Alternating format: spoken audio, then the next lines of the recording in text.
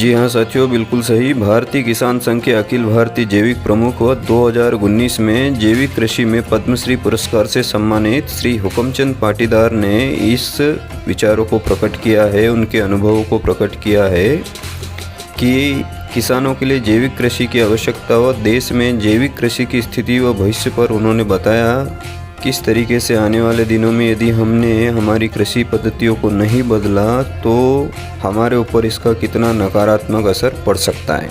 उन्होंने देश में रासायनिक उर्वरकों के अंधाधुंध प्रयोग व कीट नियंत्रकों के उपयोग से जमीन में जैविक कार्बन की मात्रा लगातार घट रही है, ऐसा उनका मानना है। इन जहरीले रसायनों के प्रयोग से कैंसर जैसी लाइलाज बीमारियां भी बढ़ गई है। मृदा में आवश्यक न्यूनतम मानक से 18 गुना तक कम हो चुका है, यानी कि जो स्टैंडर्ड होने चाहिए उससे भी 18% नीचे जा चुका है।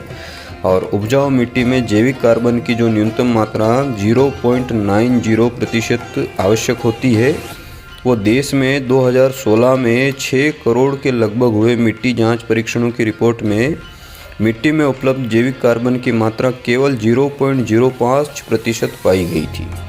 तो साथियों कितना कम है, देख लीजिए। अतः इन 6 करोड़ सैंपलों के आधार पर उन्होंने ये चीज़ अनुमान लगाया है कि आने वाले दिनों में यदि मृदा में जैविक कार्बन में 0.01 से 0.02% की कमी धरती को पूरी तरह बंजर कर सकती है। यानी अभी देख लीजिए 0.05% ही पाई गई थी इन 6 करोड़ नमूनों के सैंपलिंग में।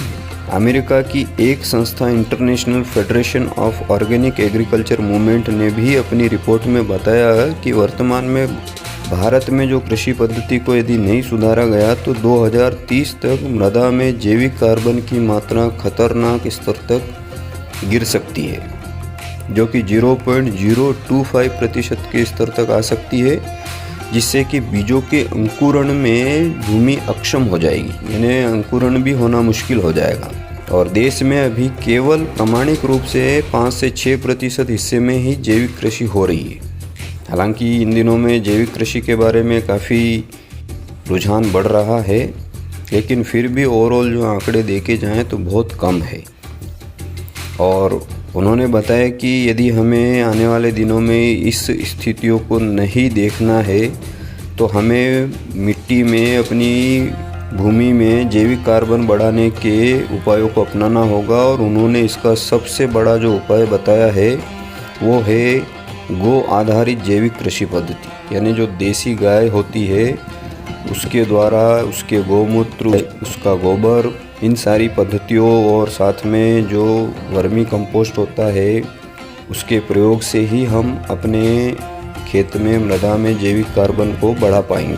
और साथ ही उन्होंने एक उदाहरण भी बताया, एक कैलकुलेशन भी बताई कि रसायनों के कारण खेती बाजार आधारित हो गई है, जिससे फसल उत्पादन लागत बढ़ने से खेती घाटे का कारण बन रही है।